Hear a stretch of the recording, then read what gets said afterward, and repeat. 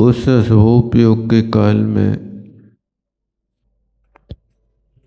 जीव की परिणति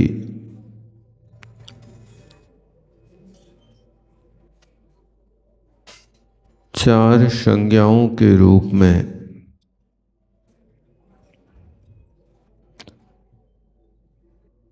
हमेशा रहती हैं।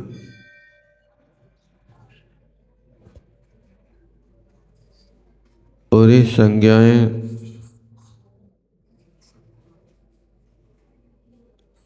संसार अवस्था में जीव की एक प्रकृति बन गई।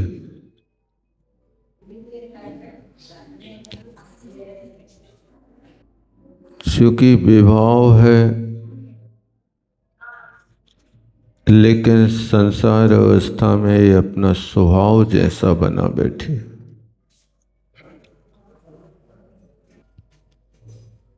इन चार संज्ञाओं के स्वरूप को समझना और इन संज्ञाओं का जब भी प्रकोप हो तब समझना कि हमारा उपयोग अशुभ में चला गया।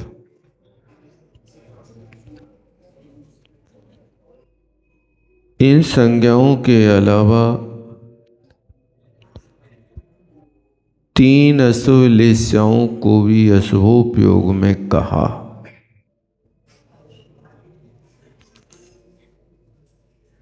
उन अशुभ लेस्याओं का लक्षण आचार्यों ने कहा है कि जहाँ कृष्ण लेस्या होती है वो जीव अत्यंत क्रोध स्वभाव का होता है।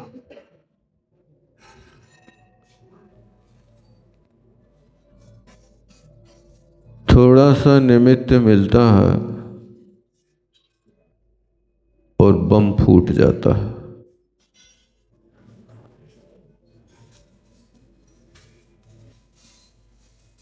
ये व्यक्ति की कमजोरी है।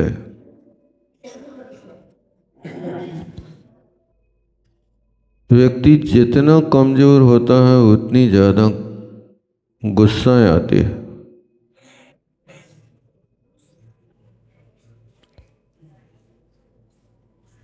इसलिए कहा है गुस्से में गूंगे बनो, बुरे दृश्य में अंध। यदि व्यक्ति गुस्सा के काल में गूंगा बनकर अभिनय करे और बुरी चीज देखने में अंधा बने और बुरे श्रवण में बहरा बने तो व्यक्ति अशुभ लेस्या से बच जाता है। क्या याद रहेगा? गुस्से में गूंगा बने। जब गुस्सा का काल आ जाए तो गूंगे का अभिनय करने लगो। कुछ उत्तर देने ही नहीं, बोलना ही नहीं, आगे बात बढ़ेगी नहीं,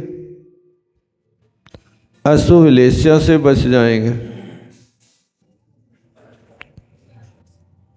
और कोई बात बुरी देखने के लिए आए तो आंखों का शटर गिरा दो। बुरे दृश्य में अंध। जहां बुरी वस्तु का अभिप्राय के जो हमें विभाव की ओर ले जाए, हमें अशुभ कार्य की ओर ले जाए, उस कार्य को देखने में अंधे हो जाओ। जहां बुरी बात सुनने की बात आए वहां बहरे बन जाओ। ये अशुभ लेस्या से बचने का बहुत अच्छा तरीका,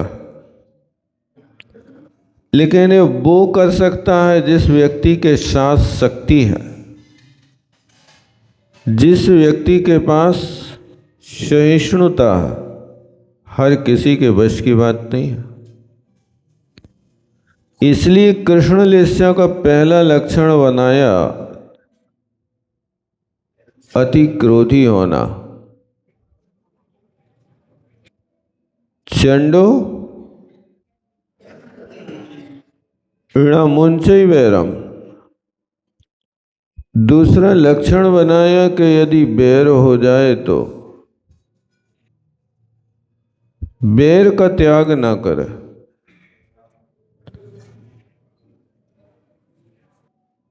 ये अच्छी बात नहीं है। कई लोग संकल्प कर लेते हैं,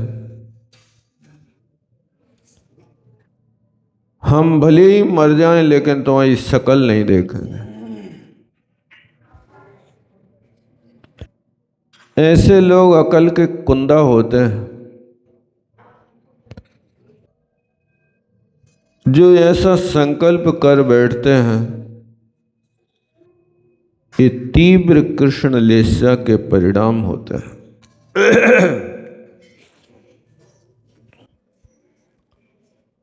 कोशिश करें कि ऐसे प्रसंग ना मिलाएं और कुचित कदाचित मिल जाएं तो हिसाब किताब तत्काल नक्की करें। बैर तो रखें ना, लेकिन जहां थोड़ी भी नोक झोंक हुई है उसको ठंडे दिमाग से विचार करो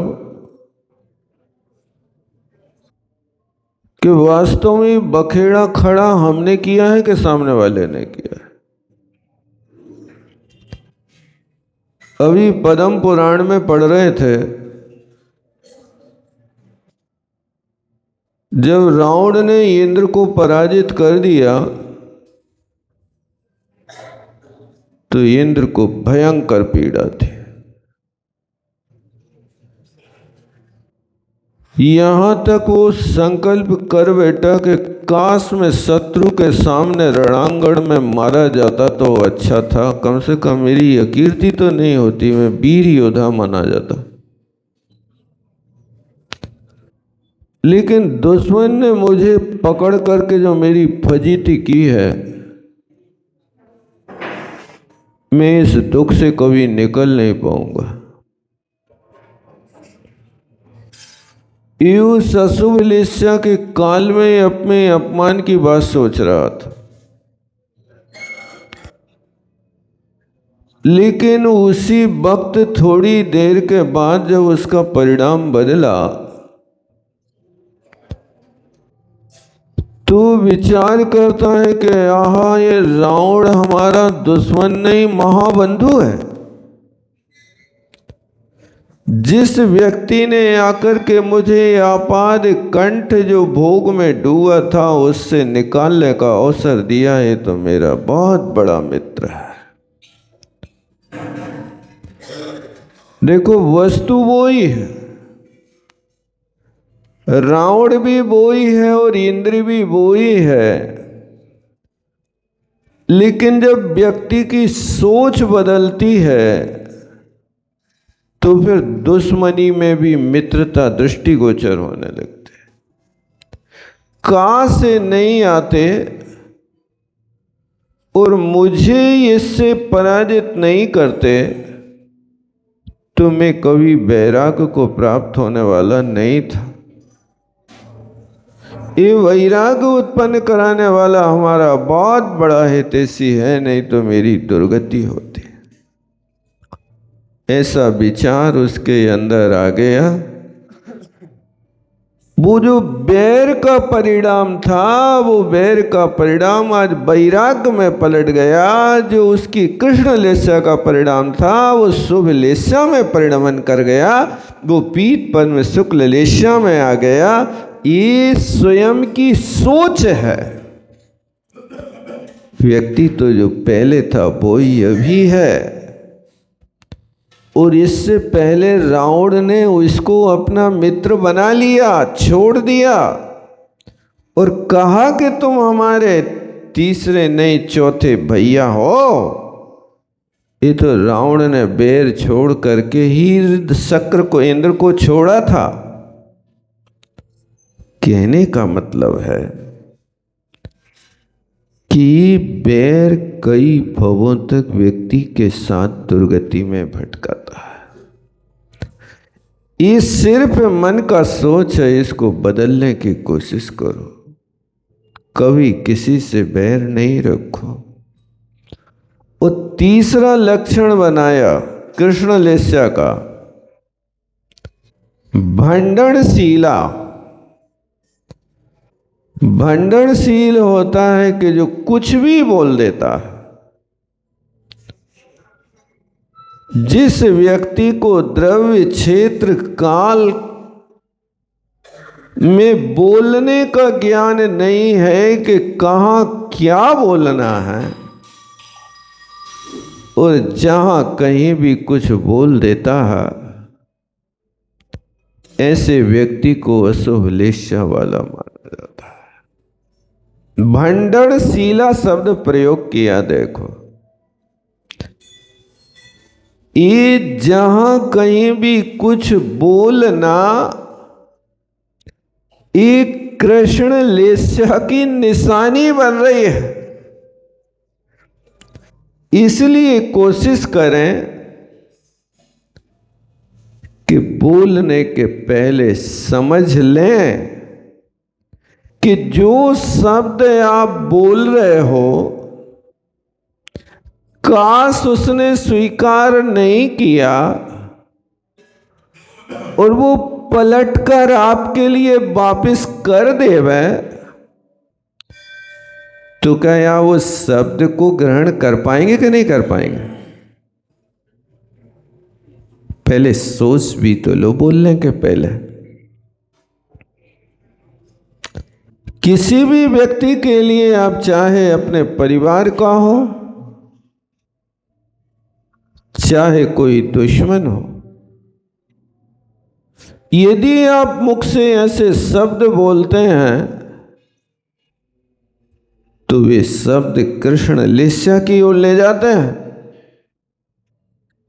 हम सही तो कह रहे, तुम सही कह रहे, जबकि आचार्यों ने कहा कि किसी के दिल दुखाने वाली बात को मत करना। विपद में भी जिस शब्द के सुनने से सामने वाले के ऊपर विपत्ति खड़ी हो जाए, उस शब्द को मत बोलना। चोरी करने वाले व्यक्ति को चोर मत कहना, भड़क जाएगा। क्या कहें? कछु नहीं कहना, जरूरत ही नहीं।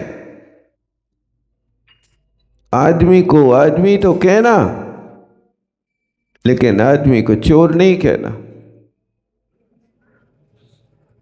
उस व्यक्ति के लिए व्यभिचारी मत कहना। क्यों? भंडनशीला। ये शब्द जो है ये अशुभ माना जाता है, इसलिए आपकी भी लेस्या बदल जाएगी और सामने वाले के कसाई की उदीर्णा हो जाएगी। ऐसे कारणों को हमेशा ध्यान रखना। और चौथा लक्षण बनाया कि जिस व्यक्ति के हृदय में धर्म नहीं ठहरता वो कृष्ण लेस्या वाला है। धर्म का ढोंग तो करता है, लेकिन हृदय में धर्म अवतरित नहीं होता है। उसको भी अशुभ लेस्या वाला माना है। इसलिए कोशिश करना कि धर्म को ओढ़ना नहीं, धर्म को जीवन में जीने की कोशिश करना। ये ओढ़ने की वस्तु नहीं है। साल तो ओढ़ करके लोग ठंड मिटा लेते हैं, लेकिन धर्म को ओढ़ने से कोई संसार से दुर्गति से नहीं बचा सकता। इसलिए धर्म को हृदय में धारण करना, और ये धारण करना माने बाहर से नहीं धारण किया जाता, ये तो आत्मा का स्वभाव है। बत्थु स्वभावो धम्मो, ये वस्तु का स्वभाव है, तो वो आत्मा का स्वभाव दर्शन ज्ञान चारित्रमयी है। उस दर्शन ज्ञान चारित्र को अपने जीवन में जैसे बने तैसे प्रकट करने की कोशिश करना, तो आप इस लेशा से बच सकते हैं, अन्यथा संभव नहीं है। और फिर इसके बाद में अगला लक्षण बनाया कि जो दया से रहित है, वो दया से रहित व्यक्ति भी अशुभ लेशा के अंतर्गत आता है। इसलिए कोई भी क्रिया करो विवेक पूर्वक करो। आप पूजा के बर्तन उठा रहे और पसंद नहीं आया और ऊपर से फेंक रहे, पटक रहे, ये दया से रहित परिणाम है। दयालु का ये लक्षण नहीं है। आप उठा करके पटक देंगे, उस स्थान पर कोई मकड़ी मच्छर यदि बैठा हो और उस जीव का विघात हो जाए, तो तुम्हारा धर्म कहाँ रहा? उठा पटक करते हैं, जे नहीं जो नहीं जो, इतनी सावधानी से विवेक पूर्वक कार्य करना, तो ये दयालु पुरुष का लक्षण माना जाता है। अन्यथा दया विहीन परिणाम जो होता वो कृष्ण लेशा के अंतर्गत आ जाता है। आप कोशिश करें कि एक कदम भी रखें तो दया से युक्त परिणाम के साथ में रखें, तो आप शुभ लेशा वाले हो सकते हैं। और अगला लक्षण कहा, दुष्टोण ये निवसम, इतनी दुष्टता करता है, इतनी दुष्टता करता है कि जिस व्यक्ति के पास मानव टिकने की कोशिश नहीं करता। दुष्टता की अपेक्षा इष्ट बनने की कोशिश करो। हर व्यक्ति के लिए हम इष्ट हो, दुष्ट ना हो, इस बात का हमेशा ध्यान रखें। दुष्टता क्या वस्तु है? आपकी जिस कार्य प्रणाली से सामने वाले व्यक्ति के लिए आपसे उपेक्षा होने लगे, उस सब दुष्टता का लक्षण है। ये दुष्टता जो होती है, सांप बिच्छू शेर में तो पाई जाती है, लेकिन मानव में तो हमेशा परोपकार का और इष्टता का परिणाम पाया जाता है। इसलिए कोशिश करें कि कभी किसी के साथ दुष्टता ना करें। यदि कोई व्यक्ति आपसे प्रतिकूल चलने लगता है और आप समर्थ नहीं होते हो, तो आप संकल्प करते हो, हम देखते हैं। इस शब्द देखने का क्या सूचना दे रहा भाई साहब? हम देखते हैं, यानी आज तो नहीं, लेकिन भविष्य में तुम्हारी झकर उतारेंगे।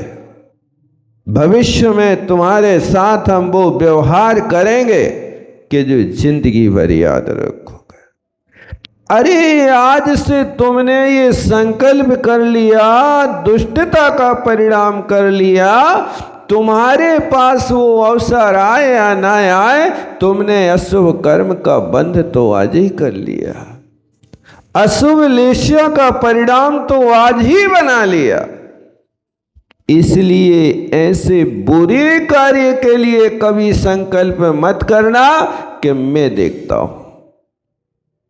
ये अशुभ लेशा का लक्षण है, ऐसी कभी भी स्थिति ना बने।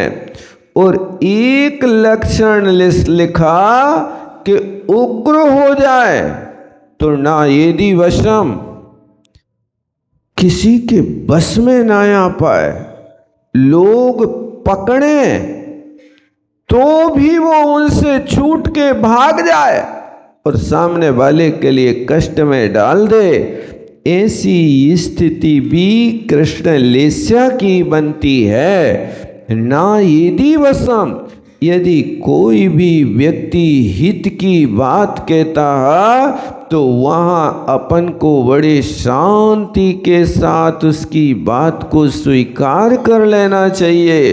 हितैषी का अर्थ वही होता है जो आपके हित की कामना करता है, वो हितैषी कहलाता है। और सामने वाला आपके लिए रोक रहा है कि आप ये कार्य मत करो, ऐसा रोकने पर 1 मिनट आप भी तो ठंडे दिमाग से सोचो कि ये कार्य अच्छा है कि बुरा है, सामने वाला हमारा हित चाह रहा कि अहित चाह रहा।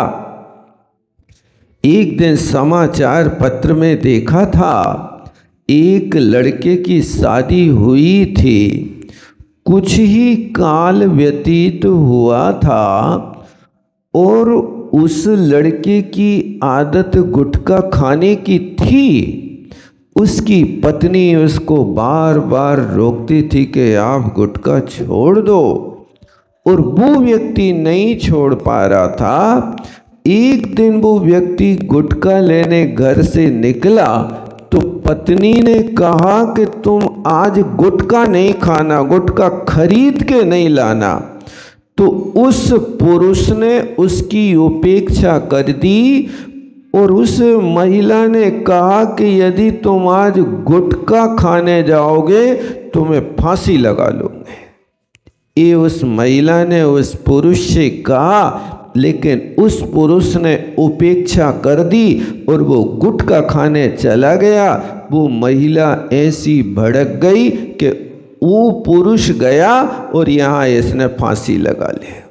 जब वो लौट करके आकर के गुटखा खा करके आता है, देखता है तो यहाँ झूला झूल रहा है, मौत के घाट उतर गई।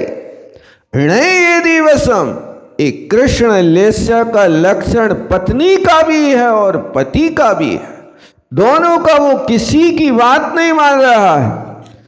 और समझाने वाला व्यक्ति इतने कसाय में ने समझाए कि यदि तुम नहीं समझो तो हम मरवे तैयार हो जाएं। ये ना समझी दोनों की है। समझदारी से काम करो, उसी व्यक्ति के लिए उपदेश देने की कोशिश करो जो व्यक्ति तुम्हारी बात को सहर्ष स्वीकार करे। एक बार प्रकृति देखने के बाद उस प्रकृति के साथ छेड़खानी नहीं करना चाहिए। इस व्यक्ति की प्रकृति ऐसी है, अब प्रकृति को देख लिया, उसके साथ वैश्यवार्ताओं करो। आप इस चीज को दूसरे कार्यों में तो समझदारी करते हो। आपसे कोई पूछे कि आग अच्छी है कि बुरी है, कैसी है बताओ? आग अच्छी है कि बुरी है? नहीं है पता?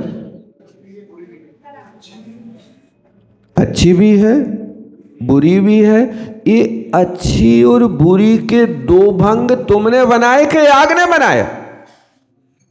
किसने बनाए बताओ? आग तो आग है, उस आग को आप अच्छी किस अपेक्षा से कह रहे हैं और बुरी किस अपेक्षा से कह रहे हैं?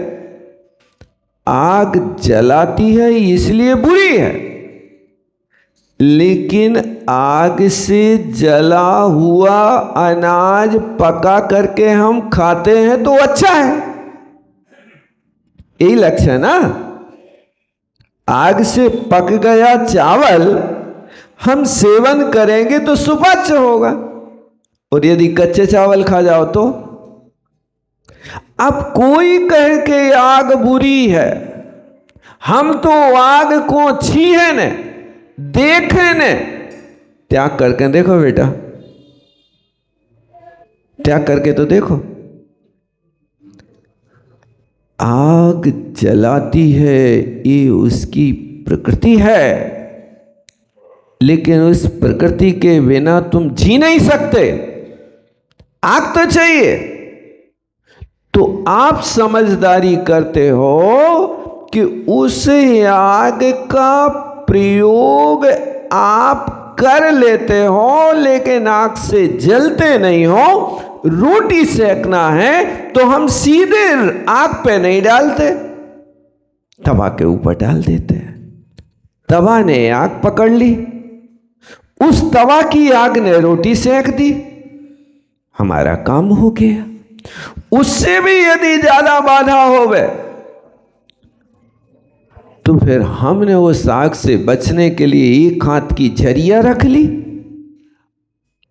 चम्मच रख ली। ये सब चीजें जैसे उसकी प्रकृति को जान करके आप तवा, झरिया, चमीटा रख करके आग का उपयोग कर लेते हो, इसी तरह यहाँ पर भी व्यक्ति की प्रकृति को जान करके उसके अनुसार आचरण करो तो तुम दुखी नहीं होगे। आग के लिए चमीटा रखा है, आदमी के लाने ने रखियो चमीटा। क्या आग के लिए तो चमीटा चलेगा। अब कहो कि व्यक्ति नहीं है तो आग है, भैया ये उपमा का आग है, वो वास्तविक आग की तरह नहीं जलाता। इसको यदि तुम छेड़ देते हो तो जलाने का काम करता। तो इसकी प्रकृति को समझ करके इसको कैसे उपयोग किया जा सकता, इस बात को नीतिकारों से सीखो, इस बात को अनुभवी से सीखो, इस बात को ज्ञानियों के निकट जाकर के सीखो, तब तो आप प्रकृति के साथ रह पाओगे, अन्यथा बहुत मुश्किल पड़ेगा। कृष्ण लेस्या के आपने कितने लक्षण सीख लिए, याद रहेगा कि नहीं रहेगा? याद तो कुछ नहीं रहने हैं आपको, ने गाथा याद रहना, ने आपको हिंदी याद रहना, क्योंकि आप सिर्फ सुन लेते हो, सुनते सुनते मूड मटका देते हो, लेकिन इसके बाद सब यही भूल जाते हो, आगे संस्कार नहीं रहता, क्योंकि उस कार्य को करने के लिए आप तत्परता नहीं दिखाते हो। ये हमारे जीवन के लिए हितकारी वस्तु है। इस हितकारी वस्तु को बार बार बार हम याद करके और उसको आचरण में लाने की कोशिश करें, ये प्रयास नहीं करते हो। इसलिए कोशिश करना कि सुनने के बाद आचरण में भी लाना। तो कृष्ण लेस्या का पहला लक्षण क्या है? अति क्रोध नहीं, अति क्रोधी होना। आग को थोड़ा भी छीयो तो डमा लग जाता है। ऐसी प्रकृति वाला अशुभ लेस्या है, कृष्ण लेस्या है। अभी कौन के ऊपर लगाने, कौन के ऊपर लगाने? सामने वाले पे के अपने ऊपर? अपने ऊपर लगाओ। सामने वाले की उंगली नहीं करोगे, देखो तुम हो इतने क्रोधी, हम तो बिल्कुल शांत हैं। ऐसा कहने वाला व्यक्ति भी क्रोधी ही है, शांत नहीं है, वो दूसरों की निंदा कर रहा। इसलिए पहला लक्षण है अतीव क्रोधी होना। और दूसरा लक्षण है, दूसरा लक्षण क्या है? क्रोध से यदि किसी से बिगड़ जाए तो चिरकाल तक बैर नहीं छोड़ना। दो बातें याद हो गई ना, क्रोधी और बैर नहीं त्यागी। ये बैर त्याग नहीं कर रहा, कौन नहीं कर रहा? आपके सामने वाला कौन नहीं कर रहा? हमने तो क्षमा मांग ली, अब वो नहीं करे तो हम क्या करें बताओ? सही कह रहे, आपने क्षमा दिल से मांगी कि सिर्फ आपने वचनों से मांगी कि ऊपर ऊपर मांगी? जख्म तो बहुत गहरा है, लेकिन फिर भी हम चलो क्षमा करें देता तुम्हें, इससे आपका बैर नहीं मिटेगा। बैर की सफाई अंदर से होना चाहिए। जैसे कोई भाजन को आप मांजते हो तो भीतर बाहर दोनों तरफ से रगड़ रगड़ करके भस्म से मार्जन करते हो, तब सफाई होती है। इसी तरह अपने अंतरंग में अच्छी तरह से रगड़ रगड़ करके सफाई करो, तब जाकर के बैर छूटता है, अन्यथा बैर नहीं छूटता है। और तीसरा लक्षण क्या है, भूल गए? तीसरा लक्षण, बिना सोचे विचारे कुछ भी बोल देना, किसी को भी बोल देना। यदि कोई पति अपनी पत्नी से कहे कि तू राण है, तो ये शब्द कैसे है? भैया तुम बड़े ना समझ हो, जब तक तुम हो तब तक तुम्हारी पत्नी राण कैसे हो सकती है? लेकिन तुम बोलने से नहीं चूकते हो। ये भंडनशील शब्द कहलाते कृष्ण लिस्सा से मिले हुए शब्द हैं। तुम क्या बोल रहे, कौन से बोल रहे, विवेक ही नहीं। तुम अपने बेटा से कह रहे हो कि गधा का बच्चा है, तो गधा का बच्चा है तो वो गधा बच्चा है कि बाप है, कौन है? लेकिन बोलने से तो चूकते नहीं। आप स्ववचन बाधित हो रहे हो। आप जो गाली दे रहे हो दूसरों को नहीं, अपने आप को दे रहे हो। इसलिए बोलने के पहले सोच करके बोलो। ऐसे शब्द यदि निकल जाते हैं तो इनका नाम क्या है? भंडनशील। 3 बातें याद हो गई कि नहीं हो गई? कौन कौन सी 3 बातें? अति क्रोधी होना, बैर नहीं छोड़ना, और तीसरी बात भंडनशील शब्द। जितने भी गाली के, गलौज के, झुंझलाहट के जितने भी शब्द हैं वे सब भंडनशील कहलाते हैं। उनसे अशुभ लेस्या बन जाती है। इसलिए आज भगवान के चरणों में चढ़ा के जाना। क्या क्या चढ़ाओगे? बैर को चढ़े हो कहने चढ़े हो? बैर को चढ़े हो कहने चढ़े हो? चढ़ा दो। तो जिनसे आज तुम्हारी दुश्मनी चल रही है उनसे जाके प्रेम से गले मिलो कि नहीं मिलो? हैं? देखो सब मौन हो गए, बिल्कुल अब बिना दे मौन हो गए। कैसे मिले? बस यही कसाय व्यक्ति को चिरकाल तक संसार में भटकाती है। जब भगवान के चरणों में बैर चढ़ा दिया तो बैरी थोड़ी बचा कोई, अब तो मित्र हो गया। इसलिए कोशिश करना कि ये बैर कृष्ण लेस्या बनाता। तीसरी बात क्या है? भंडनशील। 3 बातें तो याद हुई कि नहीं हुई? हो गई ना अच्छे से? कब तक रहे हैं याद? जीवन भर नहीं, अभी तुम आज कम से कम 3 दिन के लिए तो याद रखो। 3 लेस्याएं हैं ना, तो 3 लेस्याओं में 3 दिन तो याद रखेंगे कि नहीं रखेंगे? आचरण जिंदगी भर करना, लेकिन अभी तो इन बातों को याद रखना। और चौथी बात क्या है? धर्म से रहित होना। हृदय में धर्म अवतरित नहीं हो रहा। हम धर्म तो कर रहे हैं, धर्म का अभिनय कर रहे हैं, लेकिन धर्म के स्वरूप को नहीं समझ रहे हैं। इसलिए धर्मात्मा बनने की कोशिश करना तो तुम्हारी शुभ लेस्या होगी, और धर्म से रहित होगे तो अशुभ लेस्या होगी। और 5वीं बात क्या है? दया से रहित भाव होना। दया है ही नहीं। जिस किसी व्यक्ति के साथ ऐसे व्यवहार कर लेते हैं कि छोटा सा बच्चा 2-5 साल का यदि गलती कर जावे तो ऐसे दनादन सूंघते हैं कि जिनको होश ही नहीं रहता कि इसका क्या होगा। ये दया से रहित परिणाम है। इसलिए दयावान व्यक्ति होता है तो मारने का अभिनय तो करता है, लेकिन सामने वाले को चोट नहीं आती है। आपने पढ़ा होगा कभी मेरी जीवन गाथा में, उनने लिखा कि चिरौंजा बाई जो वर्णी जी की धर्म माता थी, वे बड़ी धर्मात्मा पुरुष थी।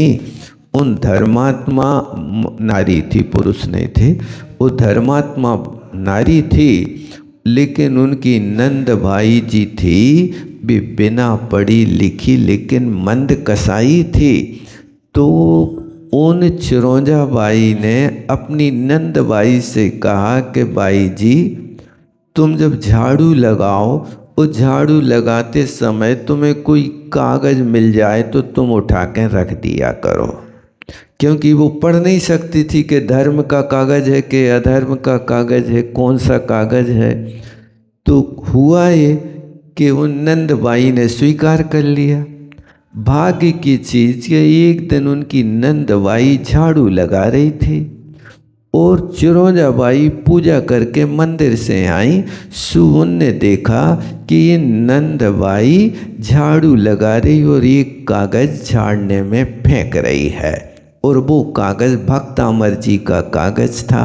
सो उन चिरौंजाबाई जी को इतनी गुस्सा आई कि उनने नंदबाई के जूतरा पकड़े और दीवार से टकरा दिए। लेकिन ये परिणाम अंदर में रह के दीवार से सिर टकरे तो चकनाचूर हो जाए। सो उनने सिर के पीछे हाथ लगा लिया। दीवार से सिर तो टकराया, लेकिन सिर दीवार से टकराया कि हाथ से टकराया?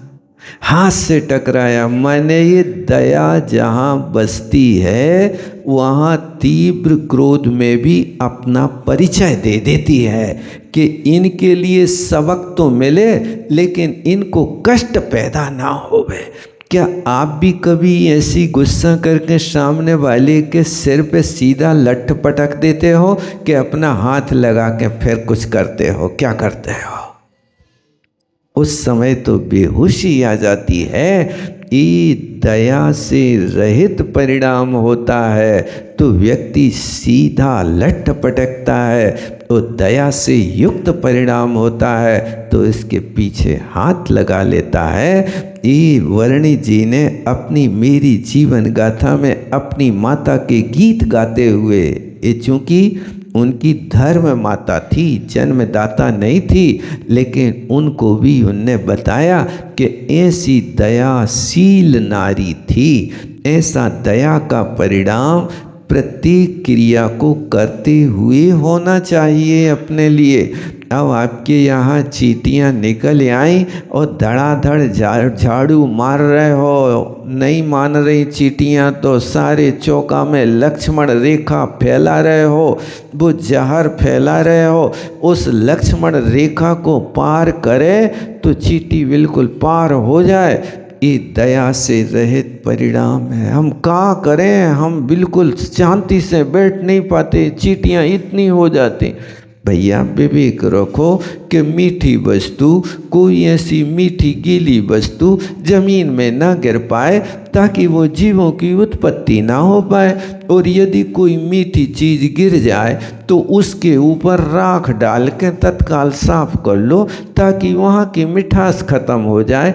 लेकिन लक्ष्मण रेखा लगा रहे हो तो वहाँ पर मिठास तो खत्म नहीं हुई है, चिटियाँ खत्म हो जाए। ये आपकी अशुभ लेशा को सूचित करती है। गृहस्थी में रहो, लेकिन गृहस्थी में रह कर के विवेक से गृहस्थी चलाओ, संकलेश से ना चलाओ। आप कोई भी काम कर रहे हो विवेक को काम करो, अन्यथा तो लेशाओं से उबर नहीं पाओगे। और छठवीं बात क्या थी? दुष्टोण ये दिवसम, ऐसा दुष्टता करता है, ऐसी दुष्टता करता है कि वो पत्थर का, यदि ईंट का जवाब देना है तो वो शिला ढूंढ के लात है, इतनी मजबूत शिला कि मकराना का मार्बल पटकता उसके सिर पे। इसलिए ये दुष्टता कहलाती अशुभ लेशा की निशानी है।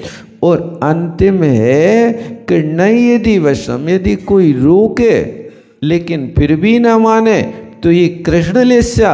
यदि कोई तुम्हारे बुरे कार्य के लिए रोके तो आप हाथ जोड़ो, आपकी बड़ी कृपा है, मुझे पाप से बचा लिया।